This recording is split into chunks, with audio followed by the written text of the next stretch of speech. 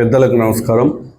ఎంతో కలలు కన్నటువంటి అభివృద్ధి జరగాలన్నటువంటి కాంక్షతో ఉన్న రాహుల్ గాంధీ గారిని ప్రధానమంత్రి చేయాలనేటువంటి ఉద్దేశంతో జరిగినటువంటి సారస్వతిక ఎన్నికలలో నాగర్ కర్నూల్ పార్లమెంట్ అభ్యర్థిగా డాక్టర్ మల్లు రవి గారిని అఖండ మెజార్టీతో గెలిపించినటువంటి ఈ వనపర్తి నియోజకవర్గ ప్రజలకు, జిల్లా పరిధిలోని కొల్లాపూర్ నియోజకవర్గంలోని మండలాల ప్రజలకు పేరు పేరున ఖచ్చితంగా కాంగ్రెస్ పార్టీ ఏదైతే హామీలు ఇచ్చిందో అవి పూర్తిగా తూచా తప్పకుండా అమలు చేసే విధంగా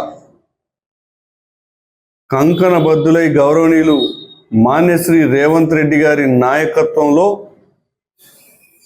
ఈరోజు ఇచ్చినటువంటి తీర్పును ఒక పెద్ద ఆశీర్వాదంగా భావించి తెలంగాణ అభివృద్ధికి బాటలు వేసుకునేందుకు అవకాశం కల్పించినందుకు కృతజ్ఞతలు తెలియజేస్తూ ఉన్నాను.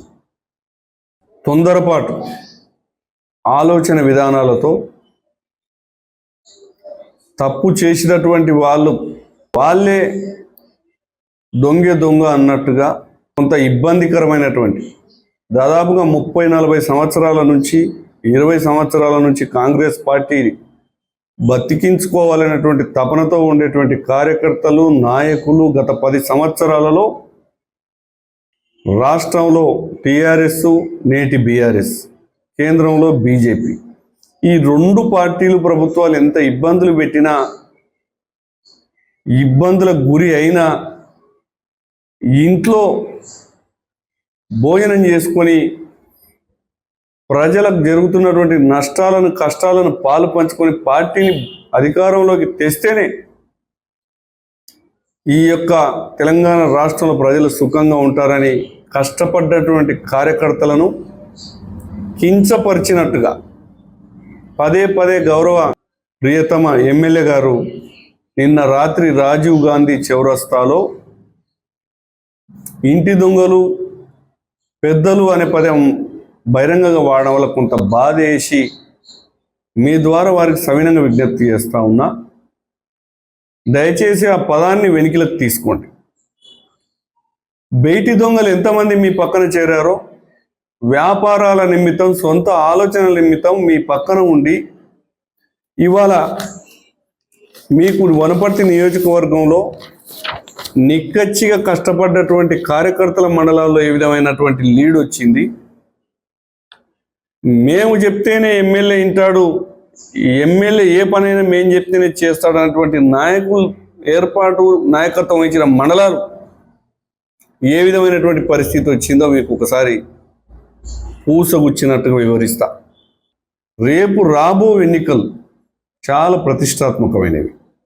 మీరు ఎమ్మెల్యేగా ఏ గ్రామానికి పోయి ఏ కొబ్బరికాయ కొట్టాలన్నా, చిన్నారెడ్డి గారు పోయి ఇంకో కొబ్బరికాయ కొట్టాలన్నా, లేదా ఒక జిల్లా అధ్యక్షుని నేను ఇంకో కార్యక్రమం చేయాలన్నా, స్థానికంగా ఉండేటువంటి గ్రామాలలో, పట్టణాలలో, వార్డులలో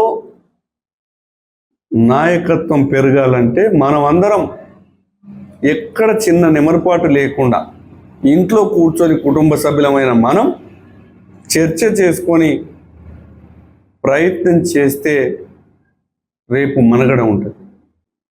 నేను కొత్త పాత లేదు, పార్టీకి కష్టపడ్డ వాళ్ళను ప్రతి ఒక్కరిని నా గుండెల్లో పెట్టి నేను చూసుకుంటా. ఇది మాత్రం మాట తప్పను, మాట ఇస్తే మాట తప్పను. ఇంతవరకు చాలా సంతోషం. అయినటువంటి జెండా పట్టి కడుపు మార్చుకొని ఇల్లు తిరిగి, ఎండలు తిరిగి, వానలు తిరిగినటువంటి కార్యకర్తలు, నాయకులు పనిచేస్తేనేమో వాళ్ళను దొంగలు, ఇంటి దొంగలు, ఆ పెద్దలు, ఈ పెద్దలు అంటారు. మరి బయటి దొంగలను మీరు ఎప్పుడు బుద్ధి చెప్తారు? బయటి దొంగలకు మీరు ఏ విధమైనటువంటి సూచన చేస్తూ ఉన్నారు? వారిని కట్టడి చేయండి. మీరు ఇప్పుడు కాదు, భవిష్యత్తులో మళ్ళీ మీకు అవకాశం వచ్చినా ఖచ్చితంగా జెండా పట్టుకొని మాకు చేత అయినా కాకుండా మా చేతనైనంత మేర పార్టీని బతికించుకునేటువంటి ప్రయత్నమే చేస్తామే తప్ప వెన్నుపోటు ఓడిచే ప్రయత్నం చేయము. దాదాపుగా నేను కూడా ఒక 25 నుంచి 30 సంవత్సరాలుగా ఈ వ్యవస్థలు పనిచేస్తూ ఉన్నా. మీ సరసన మీరు మండల ప్రజాపరిషత్ అధ్యక్షునిగా ఉన్నప్పుడు, జిల్లా పరిషత్ సభ్యునిగా నేనున్నప్పుడు మిమ్మల్ని చూస్తే, మీ యొక్క విధానాలను చూస్తే, మీ యొక్క మాట తీరును చూస్తే చాలా కడుపు నిండేది. దయ ఉంచి మీరు బాగుండాలనేదే మా కోరిక. మీరు బాగుంటేనే, ఒక పార్టీ ఎమ్మెల్యే బాగుంటే నియోజకవర్గంలో ప్రతి కార్యకర్త బాగుంటాడు, పల్లెలు బాగుపడతాయని అనుకుంటున్నాం. మేమైతే ఇప్పటిదాకా కూడా అదే అనుకుంటున్నాం. మిమ్మల్ని వేరుగా అయితే అనుకుంటలేము.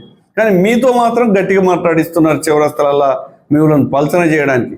మీరు ఎంత కాంగ్రెస్ పార్టీకి సంబంధించిన క్యాడర్ను కానీ నాయకులను కానీ ఓపెన్గా మాట్లాడితే ప్రజలు నిశ్చితంగా గమనిస్తూ ఉన్నారు. రేపు స్థానిక సంస్థల్లో మనం అందరం మంచి మెజారిటీ తెచ్చుకుందామని కూడా దయచేసి మరొక్కసారి విజ్ఞప్తి డిమాండ్ చేస్తూ ఉన్నా. ఇంటి దొంగలు అనే పదాన్ని వాపసు తీసుకోవాలి. బయటి దొంగలను కట్టడి చెయ్యాలి. కష్టపడ్డ కాంగ్రెస్ పార్టీ కార్యకర్తలను గుర్తించాలి. ఖచ్చితంగా అందరితో మమేకమై మీరు నియోజకవర్గ ప్రజల ఆలోచన మేరకు అభివృద్ధికి కలిసి నడవాలి. For more videos like this, subscribe Big TV channel.